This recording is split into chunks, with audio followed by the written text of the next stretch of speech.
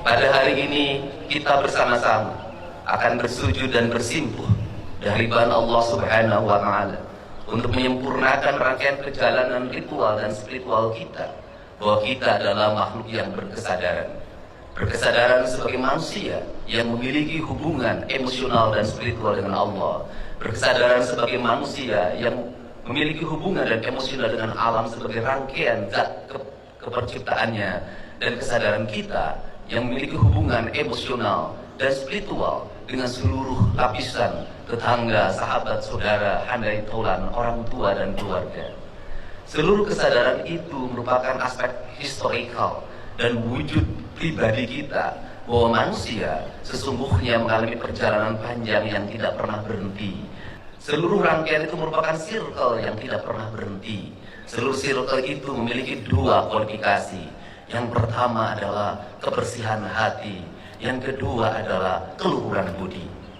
Kebersihan hati adalah, dalam kaidah orang Sunda menyebutnya celik putih, celak herang, canggulan, opat gelas, jalan gede, sesapuan, adalah kebersihan jiwa. Karena jiwa yang bersihlah yang akan mampu memiliki empati pada sama hidup. Maka tugas pemimpin sebagai Gubernur Jawa Barat hari ini adalah bagaimana membangun rasa empati antara pemimpin dengan rakyatnya, bukan dengan ucapan, tetapi dengan tindakan. Maka empati itu harus dilakukan dengan melakukan tindakan-tindakan yang nyata dan terukur, dengan memiliki tanggung jawab pada 8 asnaf yang terus-menerus dalam setiap tahun kita santuni melalui zakat, infak, dan sedekah. Tetapi di balik itu, seluruh aparatur negara harus memiliki kesadaran yang kolektif bahwa kita semua adalah para pemegang kebijakan yang di dalamnya memiliki kewajiban untuk memberikan rasa aman, memberikan rasa bahagia, memberikan rasa sejahtera, bahkan mengangkat derajat mereka dalam tahapan dan tingkatan hidup yang sama, yaitu 8 asnaf. 8 asnaf dalam kaidah Islam dilakukan pada zaman Rasulullah SAW. Pada saat itu masyarakat hanya diwajibkan membayar zakat, tidak diwajibkan membayar pajak. Sedangkan kita pada hari ini, para penyelenggara negara, baik eksekutif maupun legislatif, memegang kapasitas melakukan pengelolaan terhadap anggaran belanja dan pembangunan negara atau APBN, APBD, anggaran belanja dan pembangunan daerah Provinsi Jawa Barat.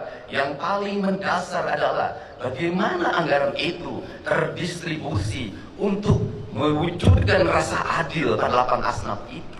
Karena apa? Karena pada zaman Rasulullah, zakat memiliki fungsi pengelolaan negara yang dikelola oleh Baitul Mal. Sedangkan kita hari ini memiliki kedua anggaran. Yang pertama, Baznas mengelola keuangan melalui pembayaran zakat. Yang kedua, negara melakukan pengelolaan keuangan melalui APBD.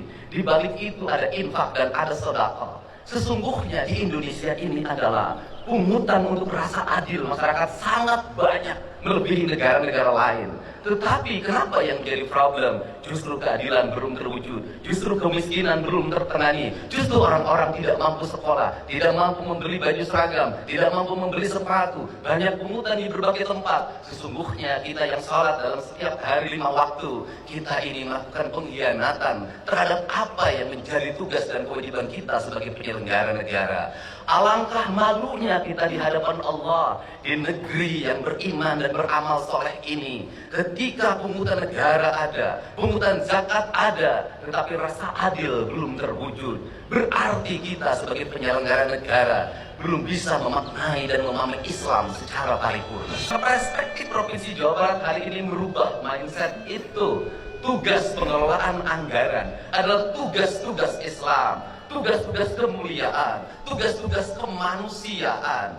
Maka kegagalan seorang gubernur adalah masih ada orang yang menjadi pengemis di perempatan jalan, masih ada anak-anak yatim yang tidak sekolah, masih ada orang-orang miskin yang rumahnya roboh, masih ada orang yang kebanjiran tapi tidak tertangani dengan baik, masih ada orang yang bunuh diri karena terikat bank emo, bank keliling, pinjol. Itu adalah kegagalan seorang pemimpin. Untuk itu, pada kesempatan hari ini, saya mengajak pada seluruh penyelenggara negara di Provinsi Jawa Barat, Mari kita bersama-sama memiliki kesadaran. Keislaman kita bukan dinilai dari umrah kita yang dilaksanakan setiap tahun.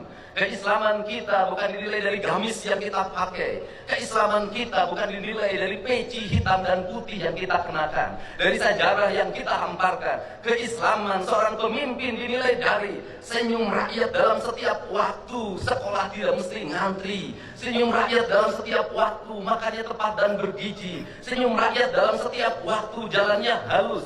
Senyum rakyat dalam setiap waktu, pupuk tidak sangat mudah didapatkan. Senyum rakyat dalam setiap waktu, ketika sakit di rumah sakit, negara tampil dan hadir untuk mengobatinya. Dokter dan para medis tanpa membedakan kaya dan miskin datang dengan penuh senyumannya. Senyum rakyat dalam setiap waktu, ketika seorang yang melahirkan penuh dengan kenyamanan, bayi yang terlahir dilayani oleh para medis dengan senyuman. Maka adalah kehinaan bagi seorang pemimpin apabila di Jawa Barat masih ada orang yang meninggal, mayatnya tak bisa pulang, ditahan di rumah sakit karena belum bisa bayar atau BPJS yang nunggak. Bayinya ditahan di rumah sakit karena belum bisa bayar atau BPJS nunggak. Anak-anak tidak bisa sekolah, orang-orang miskin makan hanya dengan garam, rumah roboh atau bocor, sedangkan negara abai dalam fasilitas yang digunakan hanya untuk kepentingan pribadi, keluarga dan golongannya.